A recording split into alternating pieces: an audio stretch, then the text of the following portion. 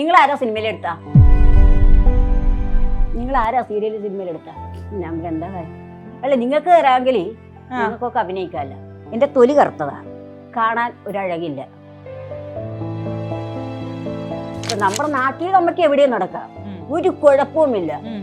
ആ സമയത്ത് നമ്മൾ ഡ്രസ്സ് മാറി പുറത്തേക്ക് ഇറങ്ങിയ പിന്നെ നമ്മളെ വേറെ കൊത്തി തിന്നുകൊണ്ടിരിക്കണം. നിങ്ങളുടെ അമ്മനെ നിങ്ങൾ എവിടെ കൊണ്ടുപോയാലും നിങ്ങളുടെ അമ്മ രക്ഷപ്പെടിക്കാതെ നിങ്ങളുടെ അമ്മ തീർന്നിരിക്കുക.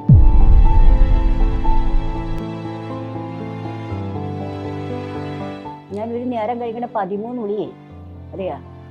ഈ 13 ഉളിയെ കഴിക്കുന്നുണ്ടെങ്കിൽ ഞാൻ ഉള്ള കണ്ട പ്രോത്സാഹനമൊന്നും എനിക്ക് കഴിക്കാൻ പറ്റൂല. ഇത്ര നേരം എന്റെ അടുത്ത് സംസാരിച്ചിട്ട് ഈ ആള് ഇല്ലത്തിയാണെന്ന് എനിക്കറിയാം. അതങ്ങനെയായിട്ട് നീ എന്റെ ഉള്ളു കറയായിട്ടാണ് നീ തോണ്ടിയിരിക്കുകയെന്ന് എനിക്കറിയാം.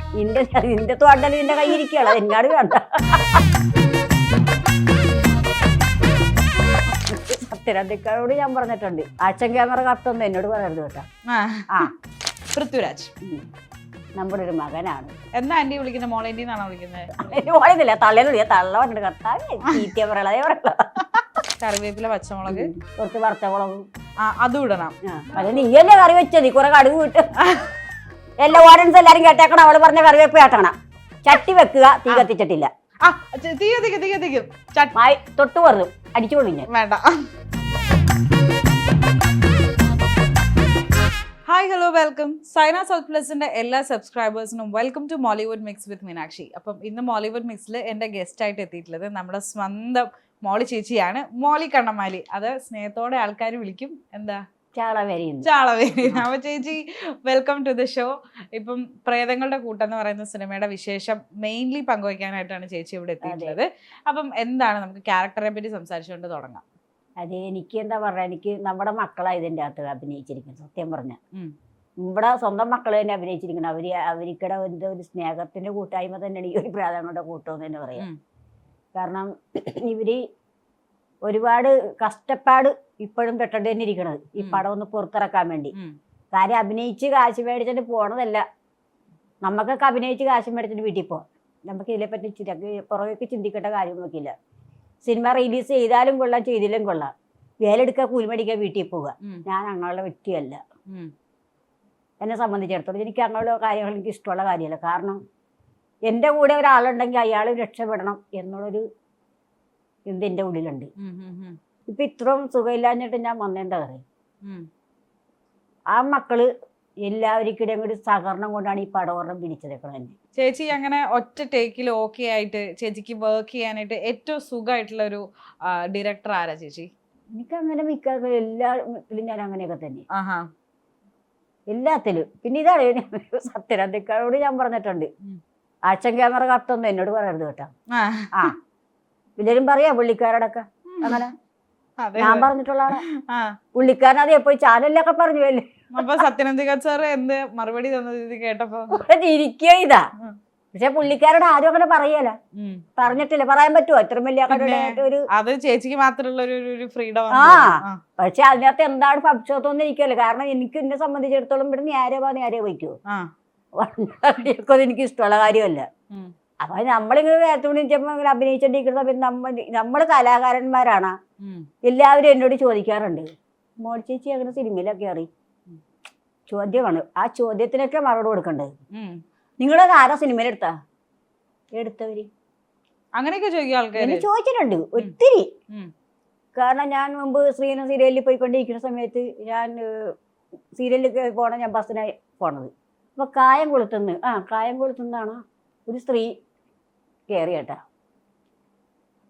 എൻ്റെ സീറ്റ് വന്നു. അപ്പോഴേ എൻ്റെ മനസ്സിൽ ഞാനൊന്ന് പിടച്ചു പോകും, ദൈവം ഇവിടെ എന്നെ കൊല്ലാൻ കയറിയിരിക്കുക. അതെന്താ ചേച്ചി, ഇവിടെ ചോദ്യം എനിക്ക് എൻ്റെ മനസ്സിൽ ഞാൻ കണക്ക് കൂട്ടിയോടാ. കാരണം ഒരാളെ എൻ്റെ ചരത്ത് പറിച്ച എനിക്കറിയാൻ പറ്റും അവരുടെ മനസ്സെന്താണെന്ന്.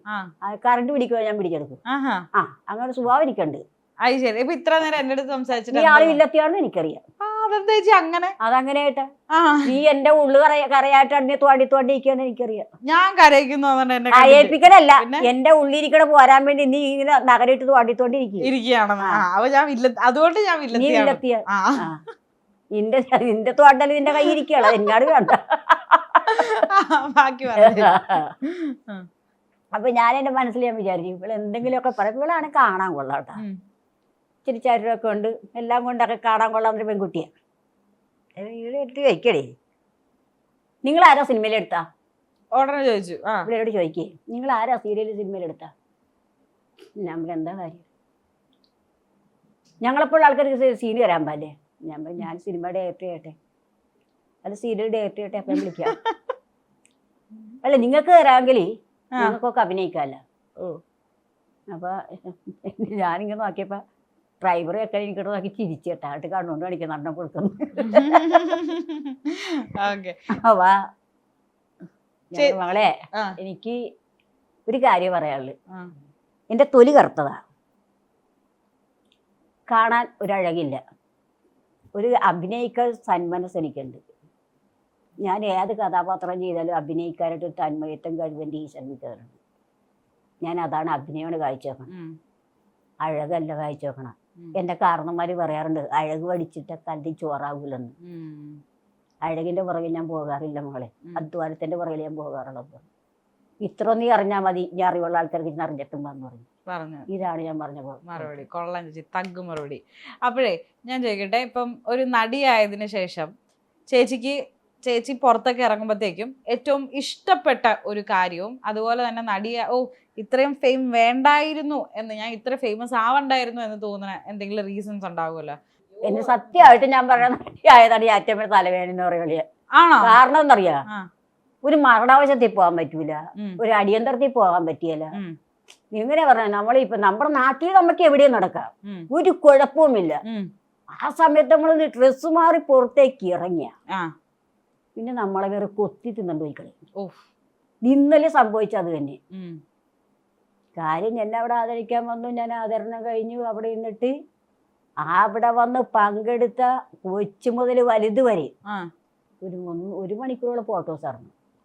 ചേച്ചിക്ക് ഇഷ്ടമല്ല അങ്ങനെ ഒപ്പം നിന്ന് കുറെ ഫോട്ടോ എടുക്കാൻ? നമുക്ക് വേണ്ടാന്ന് പറയാൻ പറ്റൂല. കാരണം അവരാണ് നമ്മളെ വലിയവരാക്കണം, അല്ലെ ഞാനല്ല വലിയവരാണ്, അവരാണ് വലിയവരാക്കണം. ആ ജനങ്ങളെ വേർപ്പിച്ചിട്ട് പിന്നെ നമുക്ക് എന്ത് നേടാനായിട്ട്? അയാളിൽ നേടാൻ പറ്റുമോ? ഇല്ല ഇല്ല, അത് ഞാൻ ഒരിക്കലും ചെയ്യൂല. മരുമോളായിട്ട് എങ്ങനെയാ ചേച്ചി എപ്പോഴും? അയ്യോ എന്റെ ദൈവം, അത് പറയാം. സ്നേഹമാണോ? അത് പറയല്ലേ നമ്മളത് പറയാൻ പറ്റൂല. ആണോ? പിന്നെ ഭയങ്കര അടിയായിരുന്നു, ഭയങ്കര ഇട്ടിക്കൂടി. ശരിക്കും മകളെ, എന്റെ മകളെ, എനിക്ക് 2 ആൺമക്കളാ. എന്റെ ആൺമക്കളല്ല എനിക്ക് വലുത്, എന്റെ മരുമക്കളാ എനിക്ക് വലുത്. അയ്യോളാ, അങ്ങനെ ഒരു അമ്മായിയമ്മ. അതെ, കാരണം അത് പറയുമ്പോ ചങ്ക് പിടക്കും. കാരണം ഞാൻ ആസ്പത്രിയിൽ പോയപ്പോഴേ എനിക്ക് അറ്റാക്കായി, ഞാൻ ആദ്യം അറ്റാക്കായി വീണു. അവിടെ നിന്ന് എന്നെ ദൈവം കൊണ്ടുവന്ന് ഞാൻ തിരുവനന്തപുരത്തേക്ക് ഷൂട്ടിന് പോകാതിരിക്കുന്ന സമയത്താണ് ഞാൻ വീണ്. ആദ്യത്തെ അറ്റാക്ക് വന്ന് വീണ്. അറ്റാക്കാണെന്നൊന്നും എനിക്കറിയാം, എനിക്ക് നെഞ്ചിൻ്റെ വ്യാനം എടുക്കുന്നു മാത്രമേ പറഞ്ഞുള്ളൂ. ഞങ്ങൾ ജെഫി ഹോസ്പിറ്റലിൽ ചെന്ന് അവിടെ പിടിച്ചെല്ലാം നേരെ ഗോത ഹോസ്പിറ്റലിൽ നിന്ന് നേരെ എന്നെ കയറ്റി ഐസിലോട്ടാണ്. ഐസിൽ 10-12 ദിവസം കിടന്ന് അവിടെ റൂമിൽ കിടന്ന് പിന്നെ ഞാൻ വന്ന് അവിടെ നിന്ന് ഇവിടെ മമ്മൂട്ടി സാറ് എനിക്കൊരു 5000 രൂപ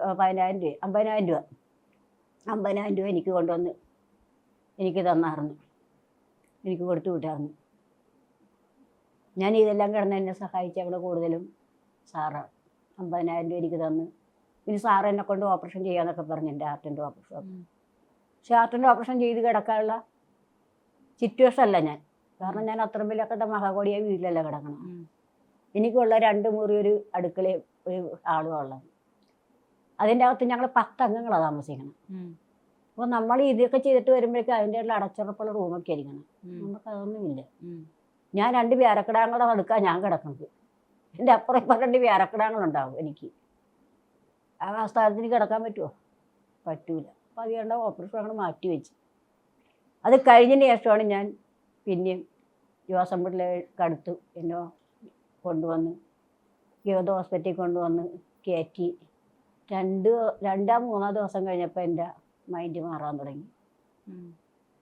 പിന്നെ ഞാൻ സ്വയമേ തീർന്നു,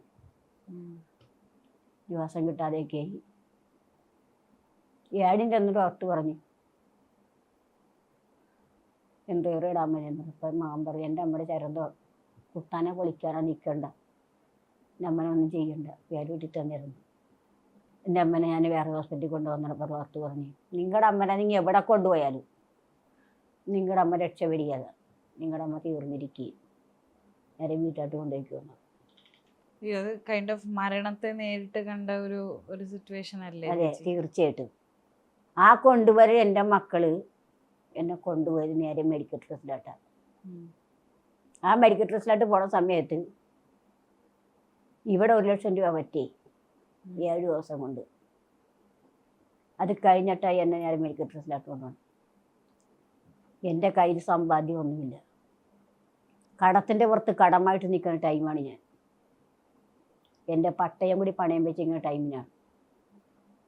നമുക്ക് കൊറോണയും വന്നൊക്കെ ഇങ്ങോട്ട് വർക്കുമില്ല, എല്ലാം കൂടെ തളർന്നിരിക്കുന്ന സമയത്താണ് എനിക്ക് ഈ സുഖമില്ലാതെ വരുന്നത്. അവിടെ ചെന്നപ്പോൾ ഡോക്ടർമാരും പറഞ്ഞു ഇതൊക്കെ തന്നെ.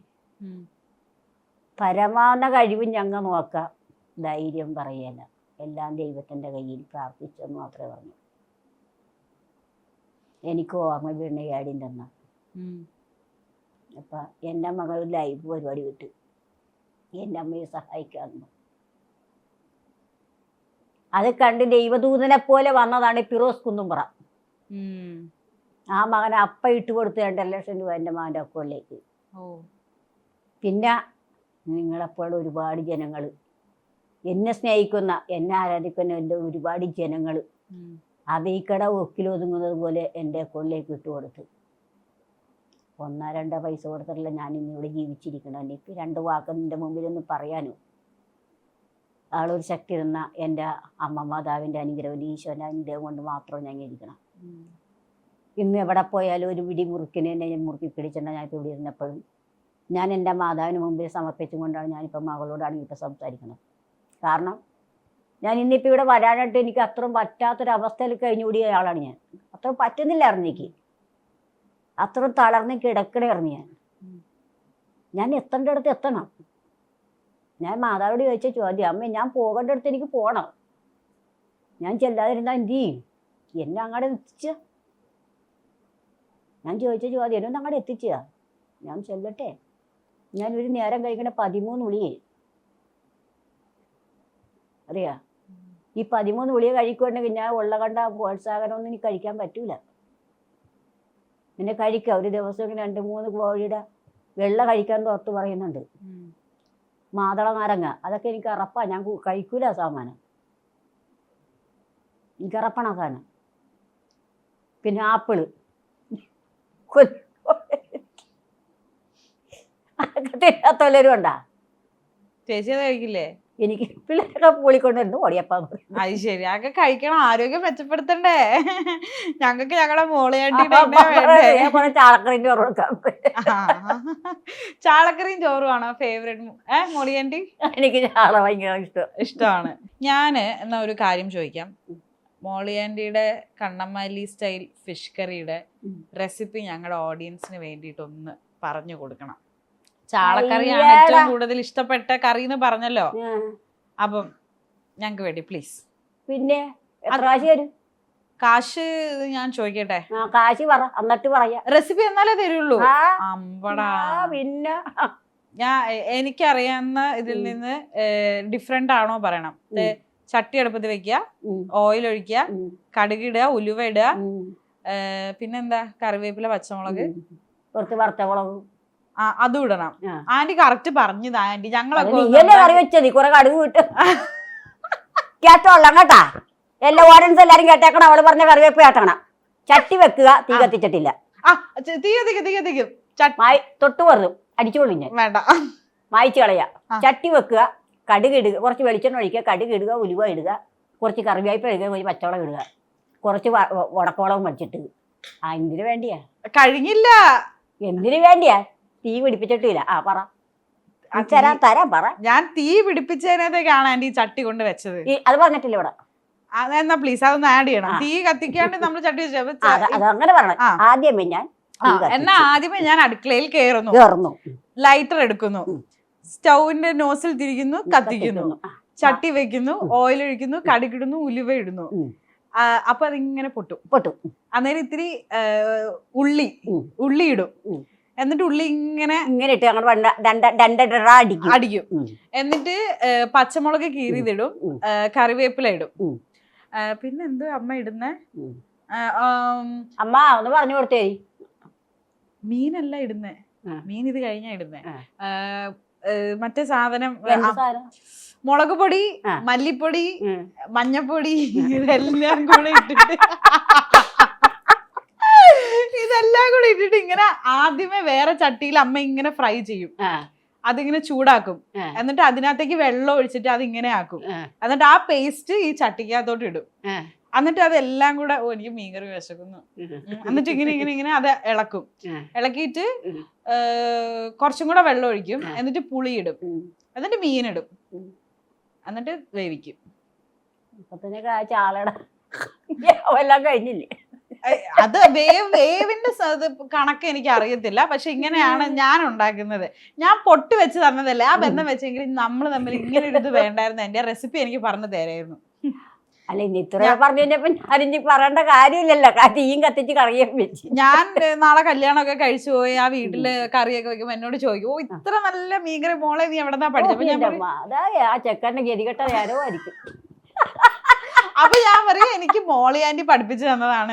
മോളി ആന്റി പഠിപ്പിച്ചായിരിക്കും എനിക്ക് ഗതികെടിയല്ല. നിന്റെ ഈ കറിവേപ്പില ഗതികെട്ട കാരായിരിക്കുമല്ലോ. അത് ഞാൻ പറയാ. എന്നാ ആന്റി ശരിക്കും പറഞ്ഞതാ. എനിക്ക് ചാള, എനിക്ക് ഏറ്റവും ഇഷ്ടം എനിക്ക് ചാള തിളപ്പിക്കുന്നതോ? അതെങ്ങനെ? ചാള തിളപ്പിക്കുന്ന നമ്മൾ ഇഞ്ചി, വെളുത്തുള്ളി, പച്ചമുളക് ഇതെല്ലാം കൂടി നമ്മളൊന്ന് ഒതുക്കി ചതച്ചെടുക്കണം. ഓക്കെ. ചതച്ചെടുത്തിട്ട് നമ്മള് കടുകും കിടുകും ഒന്നും ഇടണ്ട. ഈ വെച്ചവളം ഇതെല്ലാം കൂടെ താളിച്ചത് നമ്മൾ ഈ ഇത്തിരി എണ്ണ ഒഴിച്ച് ചട്ടി ചൂടായി കഴിയുമ്പോഴേക്കും ചൂടായി കഴിയുമ്പോഴേക്കും എണ്ണ ഇത്തിരി ഒഴിച്ചിട്ട് നമ്മൾ അതിലേക്ക് ഇടുക. ഓക്കെ. അത് ഒരുവിധം നല്ല ശരിക്കൊന്ന് വഴുകി വരുന്ന സമയത്ത് ഇത്തിരി കറിവേപ്പില ഇടണം. കറിവേപ്പില ഇട്ടിട്ട് രണ്ടൊന്നും ചാളുള്ള അനുസരിച്ച് രണ്ടോ ഉടമ്പുളി എടുത്ത് തിരുമ്പി തേച്ച് കഴുകി വെച്ചിട്ട് ആ ഉടമ്പുളി ഇടുക. അതിൻ്റെ അകത്ത് ആവശ്യമുള്ള ഉപ്പ് ഇട്ട് അതൊന്നും കൂടി അങ്ങോട്ട് ശരിക്കുക. വെള്ളം ഒഴിക്കണ്ട. ഇളക്കി എടുക്കുക. ഇതിൻ്റെ അകത്ത് തന്നെ ഇടുന്നു. ആ പുളി ഇതിൻ്റെ മസാലയോടെ ഇപ്പോൾ അടിക്കണം. ആ എണ്ണയിലിട്ട് മെഴുക്കിടണം. ശരിക്കും മെഴുക്കിയ സമയത്ത് അതിൻ്റെ അകത്തുകൂടി നമ്മൾ ആവശ്യമുള്ള മുളക് പൊടി, മഞ്ഞൾ പൊടി ഇടുക. അത് ശരിക്കും മൂത്ത് വരുന്ന സമയത്ത് ഒരു തക്കാളി ഒന്നെങ്കിൽ മിക്സിയിട്ട് അടിച്ചിട്ട് പേസ്റ്റ് എടുക്കുക. ഇല്ലെങ്കിൽ ആ തക്കാളി കുഞ്ഞു കുഞ്ഞായിട്ട് അരിയുക. അത് കൊത്തിയരിഞ്ഞിട്ട് ആ തക്കാളിയും കൂടി ഇതിൻ്റെ കൂട്ടത്തിട്ട് ശരിക്കും വഴറ്റിയെടുക്കണം. വഴറ്റിയെടുത്തിട്ട് ആ മുളക് പൊടി ഇട്ടതിന് പുറകെ തന്നെ തക്കാളി ഒന്നെങ്കിൽ പേസ്റ്റ് ഇടുക, അല്ലെന്നുണ്ടെങ്കിൽ നമ്മൾ ഇടുക. എന്നിട്ട് ശരിക്കും വഴറ്റി എടുത്തിട്ട് കുറഞ്ഞ വെള്ളം വയ്ക്കുക. കുറഞ്ഞ വെള്ളം വെച്ചിട്ട് ആ ചാറ് തിളച്ച് കഴിയുമ്പോൾ ചാള പിഴിഞ്ഞിടണം. ആ ചാള പിഴിഞ്ഞിട്ട് ചാള ശരിക്കും ലെവലിൽ ഇട്ടിട്ട് നമ്മളെ ചാളക്ക് അധികം ചാറും പാടില്ല. ഒരു ചാറ് പാടില്ല കറിക്ക്. മൂന്നെ പിടിച്ച് 3 തിളയെ തിളക്കാൻ പാടില്ല. ചാള മൂടി വെച്ച് ഓഫ് ചെയ്യണം. എന്നിട്ട് നീ എടുത്ത് നിന്നു സെറ്റായിരിക്കും. അപ്പൊ ഞാനിത് അല്ലാതെ ഞാൻ ഉലുവയും ചേർത്തില്ല, കടുകും വന്നില്ല, ഒന്നും വന്നില്ല. ഇവിടെ പച്ചവളം വന്നില്ല, വട്ടവളം ഒന്നുമില്ല, മല്ലിപ്പൊടിയില്ല, ഒന്നുമില്ല. ഇത്രയുള്ള പരിപാടി. മല്ലിപ്പൊടിയൊക്കെ നമ്മൾ കറി വെക്കുന്ന രസമാണത്. തിളപ്പിക്കുന്ന രസം കൂട്ടിയതാ. അത് ശരി. അപ്പം ഇത് നമ്മൾക്ക് ഈ രീതിയിൽ ഒന്ന് മോളി ആന്റി സ്പെഷ്യൽ. ഇതിപ്പോ നമ്മൾ അയില മേടിച്ചോണ്ട് വന്നാല് ഇപ്പോഴുള്ള അയില എന്ന് പറഞ്ഞാല് ആ അയില നമ്മളിപ്പോ ശരിക്കും വറക്കണ പോലെ വരയ്ക്കുക. ഇപ്പോഴത്തെ അയില എന്ന് പറഞ്ഞാൽ ഈ മാംസത്തിന്മേൽ എരിവ് പിടിക്കുക, വെളുത്തണ്ടേക്കും. ഇപ്പോഴത്തെ അയില ഇപ്പൊ നമ്മൾ വരയണ പോലെ വരയുക. വറുക്കാനെടുക്കുമ്പോ ഇത്തിരി കുരുമുളക്, ഇത്തിരി മഞ്ഞൾ പൊടി, ഇത്തിരി മസാലപ്പൊടി, ഇത്തിരി വെളിച്ചെണ്ണ, ഇത്തിരി ഉപ്പും കൂടി തിരുമുക. ഇത്തിരി മിന്നാരം ഒഴിക്കുക. തേച്ചങ്ങ പിടിപ്പിക്കുക. ഒരു 10 മിനിറ്റ് നേരം വെക്കുക. എന്നിട്ട് ഞാനീ പറഞ്ഞ പോലെ താളിച്ചിട്ട് ആ പുളി ചാറ് തിളച്ച് കഴിയുമ്പോൾ മീനെടുത്ത് വെക്കുക. എന്നിട്ട് തിളപ്പിച്ച് നോക്കി അയില തിളപ്പിച്ചത് റെഡി അല്ലേ? ഇപ്പൊ ഒരു കറി പറഞ്ഞ് 2 കറി ആക്കിയ. Yes, thank you. ഞങ്ങൾ പ്രേക്ഷകരും ഞങ്ങൾ ഇത് എന്തായാലും നമ്മൾ വീട്ടിൽ ട്രൈ ചെയ്ത് നോക്കും. അപ്പൊ ഇത്രയും പറഞ്ഞ കാശും കൂടെ തരാം. ഇവിടെ നിന്ന് അങ്ങോട്ട് പോയാലോ. അമ്മേ പണിപാളി ഗൈസ്. ആന്റി നമ്മൾ പൊട്ട് വെച്ച് തന്നൊരു ബന്ധമല്ലേ? പൊട്ട് താത്താട്ട് പോകും, അങ്ങോട്ട് പോകും, അത്രേ ഉള്ളൂ. അപ്പൊ ഞാനെടുത്ത് വെച്ച് തന്നു. ഞാൻ താത്ത എടുത്തിടുക. കാര്യം പറഞ്ഞേക്കാം. അതൊക്കെ പൈസ വെച്ചു. അത് ഇത് കഴിക്കിട്ട് നമ്മൾ എന്തായാലും GPay നമ്പർ തന്നാ മതി, നമ്മൾ സെറ്റ് ചെയ്ത് തരുന്നതായിരിക്കും. പോരെ? ആന്റി ശരിക്കും ലൈഫിൽ ഭയങ്കര റൊമാൻറ്റിക് പേഴ്സൺ ആയിരുന്നു ആന്റി? എങ്ങനെ റൊമാൻറ്റിക് ആണോ? ആയിരുന്നോ? ആയിരുന്നു. ലൈക്ക് എന്താ പറയാ, ഞാൻ ആന്റിയുടെ ഓരോ അഭിനയവും അതും ഇതൊക്കെ ഇങ്ങനെ കാണുമ്പോ എനിക്ക് തോന്നിയിട്ടുണ്ട് ഉള്ളില് ഭയങ്കര റൊമാൻറ്റിക് ആണ് ആന്റി എന്ന്. ഞാൻ അങ്ങനെ റൊമാൻറ്റിക് ആണല്ലോ, അല്ലെങ്കിൽ തന്നെ ഉടനെ എല്ലാവരും റൊമാൻറ്റിക് ആയിട്ടായി നടക്കണത് തന്നെ. ഞാൻ റൊമാൻറ്റിക് തന്നെ ആണ്. ഇനി ആന്റിക്ക് വേണ്ടി ഞാൻ ചെറിയൊരു ഗെയിം റൗണ്ട് കൊണ്ടുവന്നിട്ടുണ്ട്. ആന്റിയുടെ കൂടെ അഭിനയിച്ച കുറച്ച് നടന്മാരുടെ പേര് ഞാൻ പറയാം, അവരെ പറ്റി 2 വാക്ക്. Anti ready? ഓക്കെ. ഇതാണ് എൻ്റെ ബുക്ക്. ഇതിനകത്താണ് ഞാൻ മറ്റേ ഫുൾ, ഞാൻ ഇങ്ങനെ ഇരുന്നൊക്കെ ചോദ്യം ചോദിക്കും ജോൺ ബ്രിട്ടാസിനെ പോലെ, പക്ഷെ അത് വേണ്ടാന്ന് വെച്ചിട്ട് ഇതിനകത്ത് ഞാൻ ചോദ്യം ചോദിക്കാം. ആദ്യം തന്നെ പൃഥ്വിരാജ്. പൃഥ്വിരാജ് എന്താ നല്ല വ്യക്തിയാണ്, നമ്മുടെ ഒരു മകനാണ്, നല്ല ജോളിയാണ്. ജോളിയാണ്, നല്ല ജോളിയാണ്. തമാശയൊക്കെ പറഞ്ഞ കൂടെ തമാശയൊക്കെ പറഞ്ഞു കൂടെ നിൽക്കും. അത് ശരി. എന്താ ആന്റി വിളിക്കുന്നത്? മോളേന്റി എന്നാണോ വിളിക്കുന്നത്? അതിന്റെ മോളെ എൻ്റെ മോളില്ല, തള്ളേന്നില്ല, തള്ള പറഞ്ഞിട്ട് കർത്താവ് തീറ്റ പറയളതേ പറയള. അങ്ങനെ പറയുള്ളൂ. ഇനി രാജുവേട്ടന്റെ ചേട്ടൻ ഇന്ദ്രജിത്ത്. ഇന്ദ്രജിത്ത് അവനൊക്കെ തന്നെ, ഇവരേലും പാവണവൻ ആണോ? ഓ, വീട്ടിൽ എറിവെടുത്തോണ്ടെങ്കിൽ അവൻ അങ്ങനെ ഒന്നുമില്ല. ആന്റി മറ്റേ സത്യനന്ദിക്കാട് സാറിനോട് പറയുന്ന പോലെ ഇവരോട് അങ്ങനെ നേരെ വാ നേരെ വർത്താനൊക്കെ പറയും? അതൊക്കെ പറയും. ആ, എനിക്ക് അങ്ങനെ വളഞ്ഞു തിരിഞ്ഞുള്ള കളിയൊന്നുമില്ല. ഏറ് പിടുത്തോണ്ടെങ്കിൽ അവിടെ ഇരിക്കേ ഉള്ളു. ആ ഏറ് പിടിച്ച് അവിടെ ഇടാൻ പറഞ്ഞു വേണ്ട, അത് അത്രേ ഉള്ളു. ഓക്കെ. അടുത്തത് ജയസൂര്യ. അത് പിന്നെ പറഞ്ഞിട്ട് കാര്യമില്ല, അത് ഈ പറഞ്ഞ രണ്ടിലും വെട്ടിയ സാധനമാണത്. അവനെന്താ എല്ലാവരോടും ഇവരപ്പോ അവൻ എല്ലാവരോടും നല്ല ജോളി മൈൻഡ് അവൻ. ഓക്കെ. അടുത്തത് ജയറാമേട്ടൻ. ജയറാം നമ്മുടെ സ്വന്തം മകൻ തന്നെ പോലുണ്ട് സത്യം പറഞ്ഞു. ജയറാമിന്റെ 25 വർഷം തേകണ സിനിമ ഫീൽഡിലേക്ക് വന്നിട്ട് ആ സിനിമ ഭാര്യ അത്ര പോരാ. അതിൽ ആന്റി ഉണ്ടല്ലോ, അതിൽ ഞാനുണ്ടായിരുന്നു. പക്ഷെ നല്ല കമ്പനിയായിരുന്നു, നല്ല മുട്ടൻ കമ്പനിയായിരുന്നു. അത് ജയറാമിന്റെ പാർവതി അന്ന് അവിടെ ഞങ്ങളുടെ നാടാപ്പാട്ടി സിനിമ പാട്ടിൽ വന്നിട്ടായിരുന്നു സെക്രട്ടറിയിൽ, കലാമണ്ഡലത്തിലെ ടീച്ചറൊക്കെ ആയിട്ട് വന്ന് അപ്പൊ എന്നെ കൊണ്ട് ചവിട്ടോടെ പാട്ടൊക്കെ പഠിപ്പിച്ച്. എനിക്ക് നാണമായിട്ട് വല്ല കാര്യം, ഞാൻ ഈ ചട്ടയും കൊണ്ടൊക്കെ എടുത്തോണ്ടിരിക്കണം. ഞാൻ മാറി നിൽക്കായിരുന്നു അവിടെ. ഭയങ്കര ഫംഗ്ഷനൊക്കെ ഇടയ്ക്കൊക്കെ മുറിച്ചായിരുന്നു അവിടെ. 25 വർഷത്തിന്റെ ഒരിതില് എല്ലാവർക്കും കുപ്പിയും കിപ്പിയൊക്കെ മേടിച്ചു കൊടുത്തു പുള്ളിക്കാരൻ. നല്ല ഫംഗ്ഷനായിരുന്നു. ഞാനായിട്ട് മാറി നിൽക്കായിരുന്നു. പക്ഷെ ഞാൻ മാറി നിൽക്കണ ജയറാമിന്ന് നോക്കി നിൽക്കുക. ലാസ്റ്റ് ജയറാമൻ ആ തള്ള മാറി നിൽക്കുക നിർത്തി. അങ്ങനെ പറഞ്ഞു കൊടുത്ത് പിന്നെ ഞാൻ പാർവതി ടീച്ചറിനോട് സംസാരിച്ച് അവരെന്നെ കൊണ്ട് ചവിട്ടോടെ പാട്ടൊക്കെ പാടിപ്പിച്ച് ഒക്കെ വിട്ടു. അടിപൊളി, സൂപ്പർ.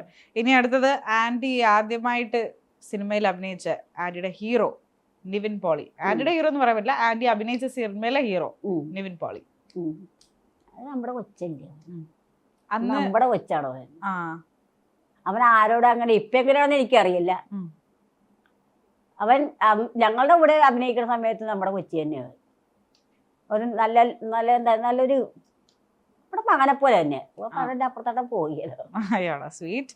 അടുത്തത് ബിജു മേനോൻ. നല്ല ലുക്ക്. എല്ലാരും നമ്മളെ മകൻ. ഓ അതെ, തമാശ അതല്ല. കാരണം നമ്മുടെ ഇടയ്ക്ക് ഒരു അനാവശ്യ വാക്കുകളോ അല്ല വല്ലായ്മ കാണിക്കുകകളോ അങ്ങനെയൊന്നും ചെയ്തിട്ടില്ല.